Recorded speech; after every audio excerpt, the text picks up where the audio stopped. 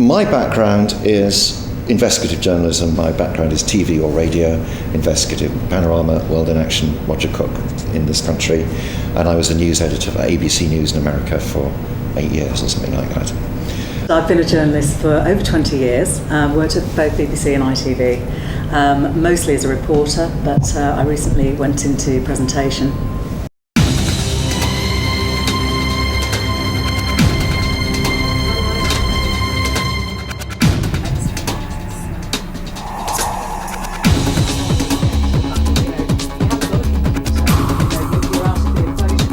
Four, 3, 2, 1. Thank you. Welcome back, David Bowen-Jones there, talking exclusively. First of all, it's not news. The media world is alien. It's artificial. There are special rules that we'll be telling you about today. The media have a process. What they do is they manufacture stories for sale, and it's all in the packaging. And that's what the process is. So you should not regard journalists as human beings. They're part of a big machine.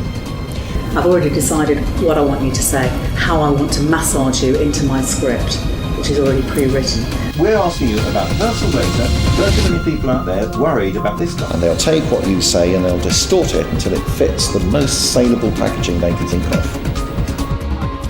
It's us and them. It's the bastards are out to get me. It's all that stuff. Failing that, it's sex or war.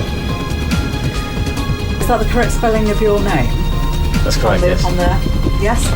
You must be prepared before you go on television, otherwise it will look like you're lying. So, it's very important that you have a process to match the media process. And what will happen is I'll give a brief introduction to that camera. As I say, you just keep looking at me. Okay. And then I'll talk. So we know you're having to process at the same time as communicate. And we're looking at eye line, body language, tone of voice initially, because it's all a performance. And there'll be a producer in here using this microphone there to talk to Susan, to feed her ever nastier questions. Okay. Because if we look at the Sunday Times recently, they have accused you of ripping off your customers. What do you have to say to that? She changed the subject, you went with it. Why? Right? You're the experts in all this. So who decides the agenda and controls the direction of the interview? You also allowed me to interrupt you. You just sat there as I went on and on and on, accusing you of war crimes, of genocide, and you sat there just allowing it. Don't. You're being polite to me, and I don't deserve to be. I'm fishing here, but I'm just worried that Direct ISA is really good, her product. So try and keep her off it. They'll manipulate you. They will use social conditioning. They will suggest that if they ask a straight question, they should get a straight answer. But the question won't be straight. It will be against a news agenda that only they know, unless you ask them.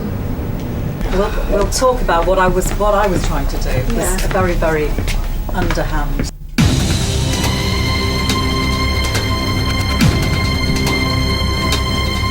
You're there to communicate, to project, to perform.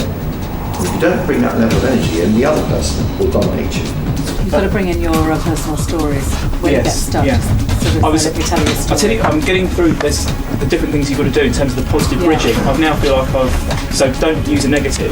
But I'm dealing with data on 30 million existing customers. That's okay. So let's just see that transition.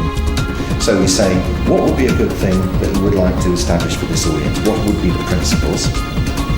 And do they hit the spot on being useful for the media as well? Target to say, the payback is that eventually, inevitably after being trained by David and I, you'll be media stars, and you become a very, very valuable asset. You can do things to the media instead of allowing the media to do things to you. And we're clear. We're clear.